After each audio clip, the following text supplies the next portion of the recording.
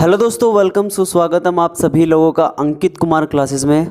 तो दोस्तों last class में मैंने पर्वत ख़त्म करा दिए थे, राइट। और एक्चुअली में मैं पठारों की 2 क्लासेस और ले चुका हूँ और मैं सिर्फ स्पेशली आप ही लोगों के लिए आया हूँ और मैं सिर्फ आपको एक डायग्राम समझाऊंगा जिसमें मैं आपको भारत का भू आकृतिक प्रदेश समझाऊंगा, यानी कि पर्वत कहाँ पर है और पठार कहाँ पर है। अगर आप लोगों ने पिछली वीडियो देखी है तो आपको पता होगा भारत के किस इलाके में या किस क्षेत्र में पर्वत पाए जाते हैं और पठारों का स्ट्रक्चर मैं आपको अभी समझा दूंगा। ओके, तो सिर्फ एक डायग्राम बनाते हैं और उस डायग्राम से हम समझेंगे कि भारत में कौन सा पर्वत कहाँ पर है और कौन सा पठार कहाँ पर है। तो गेट रेडी, चलिए शुरू करते हैं अपनी वीडियो। लेकिन उससे पहले अगर किसी ने चैनल को सब्सक्राइब नहीं किया है तो सब्सक्राइब कर दो भाई, हाँ, और लाइक शेयर ज़रूर कर देना। तो चलिए शुरू करते हैं। तो दोस्तों आज हम समझेंगे चैप्टर नंबर 3 चल रहा था हमारा पठार, प्लेट्यू।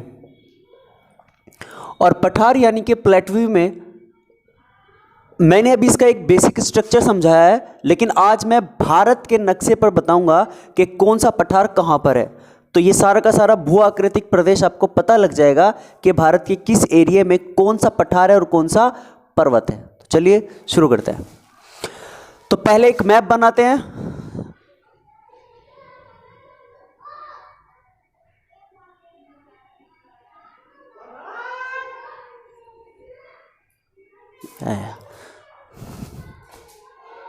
बड़े चक्कर में ये तो ठीक बन गया,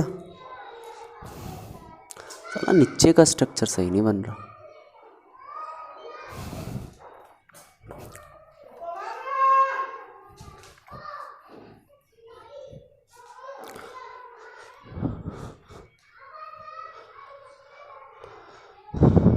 इसको यहां से हटा लेते हैं, इधर लिख लेते हैं, थोड़ा बड़ा बन जाएगा तो अच्छा सा रहेगा। इधर लिख लो पठार, प्लेट्यू,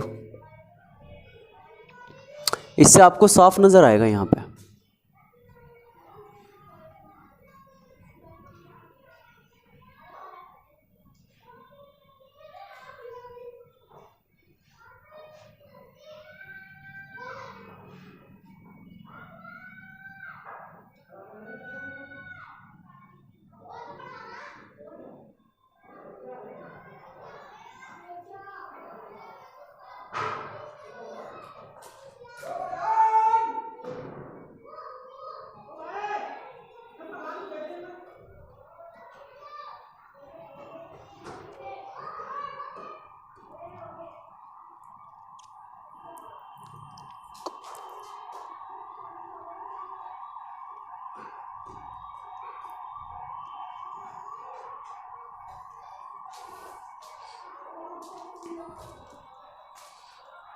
ये कुछ इस तरीके से बनेगा भाई, ठीक बन गया, ठीक से लग रहा है, इतना भी बुरा नहीं बना, ठीक है।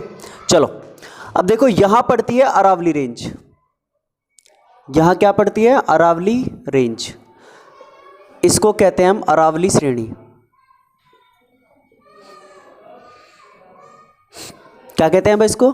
अरावली श्रेणी। एक मिनट,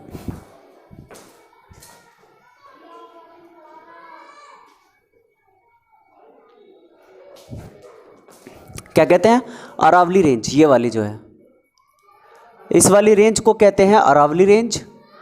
और याद रखेंगे इसी के नीचे यहां पर एक रेंज है जो इस तरीके से ऊपर की ओर जा रही है, ऐसे एक रेंज ये वाली पड़ती है, इसे कहते हैं विंध्याचल रेंज। इसको कहते हैं विंध्याचल श्रेणी। इसी के नीचे एक रेंज और है जो कि 3 भागों में बटी हुई है, इस तरीके से। ये 3 भागों में क्या है? बटी हुई है। इसी का नाम है सतपुड़ा रेंज, इसका नाम है सतपुड़ा श्रेणी। इस वाली को कहते हैं राजपीपला, इस वाली को कहते हैं महादेव और इस वाली को कहते हैं मैकाल रेंज। अगर आप लोगों ने प्रायद्वीपीय पठार को अच्छे से कभी पढ़ा है तो ये वाला जो इलाका है, ये वाला जो एरिया है, एक तो ये वाला और एक ये वाला, एक ये वाला। अगर मैं इन दोनों क्षेत्रों की बात करता हूं तो आप सभी लोगों को पता है कि ये क्या है, और जो नहीं पता है तो आज पता लग जाएगा भाई, ठीक है। देखो ये जो मैंने रेंज टाइप बनाए हैं इनको कहते हैं पूर्वी घाट। इसको क्या कहते हैं? पूर्वी घाट। और ये जो डोटेड वाला इलाका मैं कर रहा हूँ, ये जो डोटेड पॉइंट मैं कर रहा हूँ, इस वाले को कहते हैं पूर्वी तटीय मैदान। इसको कहते हैं पूर्वी तटीय मैदान। इसको वेस्टर्न घाट बोलते हैं, इसको ईस्टर्न घाट बोलते हैं, इसको ईस्टर्न कोस्टल प्लेन बोलते हैं। इस वाले को कहते हैं पश्चिमी घाट। इसको कहते हैं पश्चिमी घाट। और इसको यहाँ पर ये जो डोटेड वाला एरिया है, सेम एज जैसे हमने इसको कहा, इसे भी हम ऐसे ही कहेंगे। इसको हम कहेंगे पश्चिमी तटीय मैदान। इसको हम कहेंगे पश्चिमी तटीय मैदान। क्लियर है? उसके बाद सबसे पहला जो हमारा पठार पड़ता है वो यहाँ पर है। ये हो गया नंबर 1। इसे हम कहते हैं मेवाड़ का पठार। मेवाड़ का पठार। इसी के बराबर में एक पठार और पड़ता है जिसे हम कहते हैं मालवा का पठार। मालवा पठार। इसी के बराबर में एक पठार और पड़ता है जिसे हम कहते हैं बुंदेलखंड का पठार। बुंदेलखंड का पठार। इसी के बराबर में एक पठार और पड़ता है यहाँ पर, इसे कहते हैं हम बघेलखंड का पठार। बघेलखंड पठार। 4 पठार इस तरीके से यहाँ सीरियल वाइज पड़ते हैं। उसके बाद एक पठार यहाँ पड़ता है और इसका नाम है छोटा नागपुर का पठार। भारत का जो रूर प्रदेश कहा जाता है वो कहा जाता है छोटा नागपुर का पठार। दोस्तों, रूर प्रदेश का मतलब ही होता है वह पठार जो खनिजों में धनी हो, रिच इन मिनरल्स होते हैं, उन्हीं को हम क्या कहते हैं? रूर प्रदेश कहते हैं। भारत का रूर प्रदेश छोटा नागपुर के पठार को कहा जाता है और विश्व का रूर प्रदेश जर्मनी को कहा जाता है। याद रखना, ठीक है। इसी के बाद इसी के नीचे यहां पर एक छोटा सा पठार और पड़ता है जिसे हम कहते हैं दंडकारण्य का पठार। दंडकारण्य पठार। यहां पर एक पठार पड़ता है जिसे हम कहते हैं शिलोंग का पठार, जिसे मेघालय का पठार भी कहता है या कहते हैं। मेघालय की राजधानी शिलोंग कही जाती है और मेघालय में एक पठार पड़ता है शिलोंग का पठार। और मेघालय में इस पठार की हेल्प से विश्व की सबसे ज़्यादा वर्षा जो होती है वो मेघालय में ही होती है या मेघालय के मोसिनराम में होती है। तो याद रखना, विश्व की सर्वाधिक वर्षा भारत में होती है और भारत के किस राज्य में होती है? मेघालय में होती है। उसका नाम है मोसिनराम। क्लियर है पॉइंट या नहीं? उसके बाद यहां पर नीचे की तरफ एक प्लेट्यू और पड़ता है, एक पठार और पड़ता है जिसकी आकृति त्रिभुजाकार है। That name is Deccan plateau या दक्कन का पठार। दक्कन का पठार। प्रायद्वीपीय पठार के बाद अगर भारत का कोई सबसे बड़ा पठार है दैट इज दक्कन का पठार, जो कि एक ज्वालामुखी पठार टाइप कह सकते हो आप, यानी कि ज्वालामुखी द्वारा लावा का धरातल पर जमाव के कारण क्या हुआ है? इन प्लेट्यूज का, इन पठारों का क्या हुआ है? निर्माण हुआ है। इसी पठार के नीचे एक पठार और आता है, एक प्लेट्यू और आता है जिसे हम कहते हैं कर्नाटक का पठार या कर्नाटक प्लेट्यू। इसी के बराबर में एक प्लेट्यू और आता है जिसे हम आंध्रा का पठार कहते हैं, आंध्र प्रदेश का पठार कहते हैं। क्लियर है पॉइंट या नहीं? उसके बाद पूर्वी घाट और पश्चिमी घाट के बीच में यहां कुछ पहाड़ियां स्थित हैं। जैसे एक पहाड़ी यहां होगी, आपसे पूछा जाएगा निम्न में से कौन सी पहाड़ी पूर्वी घाट और पश्चिमी घाट को जोड़ती है? दैट नेम इज नीलगिरी की पहाड़ी। कौन सी पहाड़ी है? नीलगिरी की पहाड़ी। नीलगिरी की पहाड़ी में ही विश्व हमारे दक्षिण भारत की दूसरी सर्वोच्च चोटी स्थित है, दैट इज डोडा बेट्टा। हमारे दक्षिण भारत की दूसरी सर्वोच्च चोटी कहाँ है? नीलगिरी की पहाड़ियों में है, जिसका नाम है डोडा बेटा, जिसकी ऊंचाई 2637 मीटर है। ऊटी नामक हिल स्टेशन भी कहाँ है? इसी पहाड़ियों में क्या है? स्थित है। इसी के नीचे एक पहाड़ी और स्थित है और इस पहाड़ी का नाम है अन्नामलाई की पहाड़ी। इसी का ही नाम है अन्नामलाई की पहाड़ी। और दोस्तों याद रखेंगे, दक्षिण भारत की सर्वोच्च चोटी अन्नामलाई की पहाड़ियों में स्थित है, जिसका नाम है अन्नाईमुदी, जिसकी ऊंचाई 2695 मीटर है। तो याद रखना, इसी के नीचे एक और पहाड़ी आती है और इस पहाड़ी का नाम है इलायची की पहाड़ी। इसी पहाड़ी का नाम है इलायची की पहाड़ी। याद रखना, इलायची की इस पहाड़ी को कार्डिमम की पहाड़ी भी कहते हैं। कार्डिमम की पहाड़ी भी कहा जाता है। और इसी के नीचे एक पहाड़ी और पड़ती है, इस पहाड़ी का नाम है नागरकोयल की पहाड़ी। ये बिल्कुल नीचे तक है, नागरकोयल की पहाड़ी। आपसे क्वेश्चन पूछा जाएगा कि बताइए पूर्वी घाट और पश्चिमी घाट को, पूर्वी घाट और पश्चिमी घाट को कौन सी पहाड़ी अलग करती है? देन आंसर इज नागरकोयल की पहाड़ी। आई होप आप सभी लोगों को ये क्लियर हुए होंगे कि कौन सी चीज कहां पर है।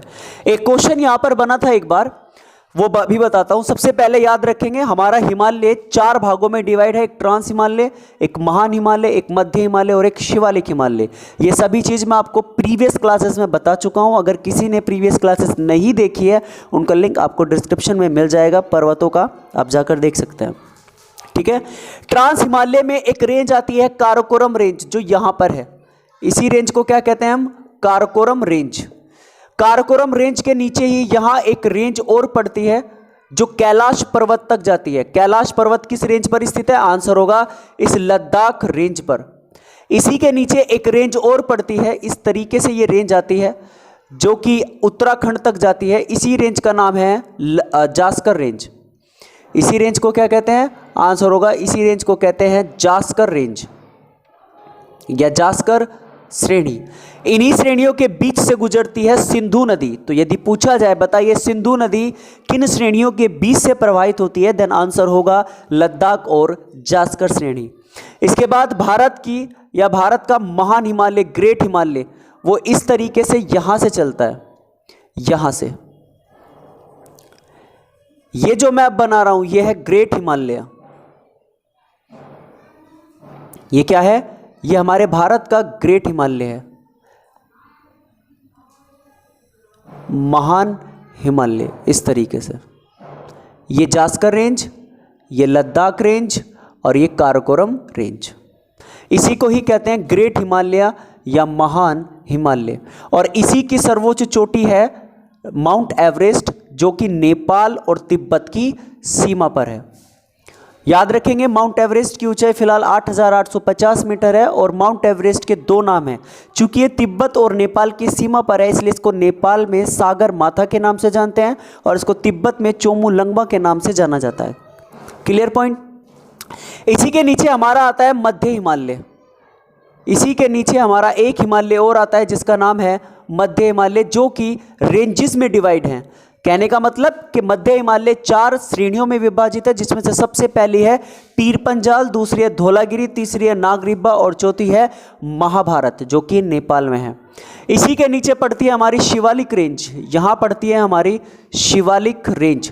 याद रखना शिवालिक रेंज की चौड़ाई जो है वो सबसे ज़्यादा पड़ती है जम्मू कश्मीर की तरफ और सबसे कम इसकी चौड़ाई जो है वो पड़ती है कहाँ पर? अरुणाचल प्रदेश की तरफ। अरुणाचल प्रदेश में हमें शिवालिक हिमालय की ही 4 पहाड़ियाँ देखने को मिलती है, जिसका नाम है डफला, मीरी, अबोर और मिश्की। ये 4 पहाड़ियाँ हमें शिवालिक रेंज की ही अरुणाचल प्रदेश में देखने को मिलती है। तो ये हो गया हमारा हिमालय किस तरफ का, जो हमारा ग्रेट हिमालय, ये वाला हो गया ट्रांस, ये वाला हो गया महान, ये हो गया मध्य और ये हो गया शिवालिक हिमालय। तो दोस्तों ये है हमारे पर्वत और यही मैंने आपको बताया क्या? पठार। तो मैंने आज आपको भारत के भू आकृतिक प्रदेश में 2 प्रदेश बताए हैं, जिनमें से एक है पर्वत और एक है पठार। याद रखेंगे कि इन्हीं पर्वतों को सेगमेंट्स में डिवाइड किया गया है या प्रदेशों में बांटा गया है। याद है मैंने आपको बताया था यहां से सिंधु नदी गुजर रही है, यहां से सिंधु नदी जा रही है, यहां से इधर से ही आ रही है सतलज नदी आ रही है, यहां से काली नदी आ रही है, यहां से तिस्ता नदी आ रही है और यहीं से ही ब्रह्मपुत्र नदी आ रही है। अगर आप सभी लोगों को याद है तो मैंने बताया था ये वाला रेंज या इस वाले हिमालय को कहते हैं पंजाब हिमालय, इस वाले हिमालय को कहते हैं कुमाऊं हिमालय, इस वाले हिमालय को कहते हैं नेपाल हिमालय और इस वाले हिमालय को कहते हैं असम हिमालय। ये सारा का सारा मैं आपको प्रीवियस क्लासेस की वीडियो में बता चुका हूं। ठीक है भाई? तो ये पूरा का पूरा क्या है? भू आकृतिक प्रदेश के अंदर आता है। तो मैंने आज आपको बताए हैं 2 चीजें, पर्वत और पठार। रही बात पठारों के बारे में, इनको पढ़ना शुरू करेंगे हम अगली क्लासेस से और सबसे पहले ही पढ़ेंगे कौन सा पठार? मेवाड़ का पठार। तब तक के लिए take care, good bye and God bless you. और जिसने अभी तक चैनल को सब्सक्राइब नहीं किया है वो चैनल को सब्सक्राइब करो, इसका स्क्रीनशॉट ले लो। ये आपको गूगल पे मिल जाएगा बट इतने प्रॉपर रूप से नहीं मिलेगा। Choice is yours. चलिए मिलते हैं आप सभी लोगों से अगली क्लास में, तब तक के लिए take care, good bye and God bless you.